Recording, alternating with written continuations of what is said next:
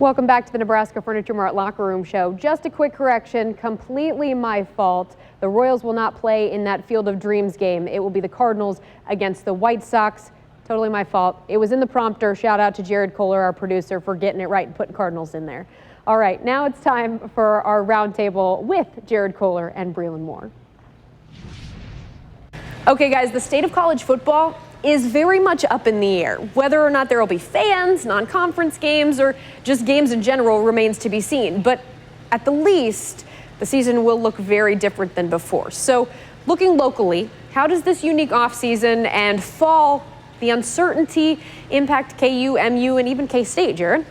Yeah, I think if you would have asked me this question back in March, I would have said, Mizzou, Eli Drinkwitz, first-year head coach, brand new program, new quarterback. I'm like, I would think that this would push them even further back, just not having those guys together to mesh that chemistry. But for whatever reason, as MU coaches have talked about, they're actually in a better position now than they would have been without the pandemic, which sounds crazy, but you look at their recruiting rankings, they're in the top 20 nationally for the class of 2021. And so that's where I think this pandemic has made teams emphasize communication more and kind of new age thinking. So those old school philosophies, those football guys, this really isn't helping them. And that's where I think Mizzou with Eli Drinkwitz, one of the only college football coaches in Power 5 not to have played, I actually think he's excelling because that's where he's on Zoom, FaceTime all the time, talking to these recruits, and it's paying off. He's getting recruits that nobody thought Mizzou would be able to get before he's even played a single college football game across the country. It's no coaches can travel to Texas, California, Florida, so it's all about just making those calls. And Drinkwitz is winning over guys on the phone, and so I think that's where Mizzou's actually oddly enough in a better situation, and they really weren't going to compete in year one anyway, most likely. They were looking more ahead to the future, so I actually think they're a little bit better off than I look at Kansas State. They were coming into this year with so much momentum. I love what Chris Kleiman is doing, coming off 8 wins in year one, and Skylar Thompson coming back. I don't think they're in any worse position, but I do think this puts a little damper on the momentum that was coming out of Manhattan, just because there's not as much excitement right now. There's so much uncertainty, and they haven't really brought it up through those recruiting rankings. Same with Les Miles. I think there's a lot of expectations for year two, and right now we just don't really know what to think. Whereas in Columbia, I feel like we have a basis of what the Tigers are going to be after this pandemic, which I don't think many other college football teams across the country can say. Well, and we've seen firsthand the epitome of your point just from a media perspective in that we have Zoom calls with Drinkwitz and that Mizzou football team weekly. We get a chance to talk to them. They know how to work technology. They know how to communicate and to be out there. Whereas K-State, we hear from them maybe once a month, maybe twice a month. They know how to use the Zoom technology. They know how to get out there. And then we really haven't heard much from Les Miles or the KU football team. So you kind of see the epitome of that and how these teams are approaching not only recruiting, but also just getting their name out there during this pandemic.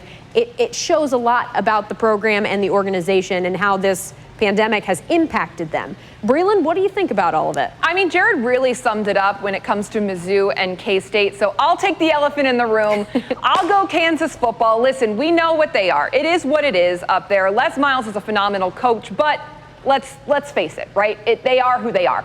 That being said, I think it'll be really, really interesting if one of the scenarios that was proposed, Bob Bowlesby back in March already was talking about spring ball, the potential of starting in the spring semester, and we're seeing that already occurring in FCS. Ivy League already deciding to nix all fall sports and just push them to the spring. And if that were to happen, if that becomes the reality, I think it'll be really, really interesting to see what Kansas football is going to do pitted up against the big powerhouse here, Kansas basketball. I think that dynamic is just going to be so interesting to watch play out because what does this do? I mean, how does this impact everything? If everybody goes to spring ball, and that's kind of where my mind has been, if everyone decides to push the spring ball the way Ivy League has, how does this affect NFL draft stock? How does this affect everything going on? How does this affect athletic department resources? Because again, you're going up against, especially for these programs, you're going up against basketball, which Kansas football, everybody knows basketball is king in Lawrence. So I think that whole dynamic is just going to be really weird to watch and follow along. That's, of course, if spring ball even happens. So it's hard to weigh in on a situation where you're kind of kept in the dark because everybody else is also still in the dark. Jim Sterk, Mizzou AD, earlier this week, he said, I have no idea what's going to happen. We're still weighing options. We're still getting information every single day on what this looks like, what it might look like, projections, what we're possibly going to do. And every single week, there's new information. Every single week, something is different. So it's really difficult to weigh in on what's going on. And they're probably not going to make a decision in terms of SEC until probably, he said, probably late July, August-ish, so they fully can have the information, as much information as possible at hand to make that choice. But yeah, I think this whole thing is just going to be very strange, very different, and very interesting to watch play out. And in reality, guys, let's be honest. If this gets moved back to the spring, or if anything impacts the college football season, it's all about the money. There is no winners in this whatsoever because your whole program is impacted by pay cuts, by program cuts. You need that money when you're a college program, when you're a college university, when you're a university, period. You need that money to keep functioning and to be able to have future athletic seasons.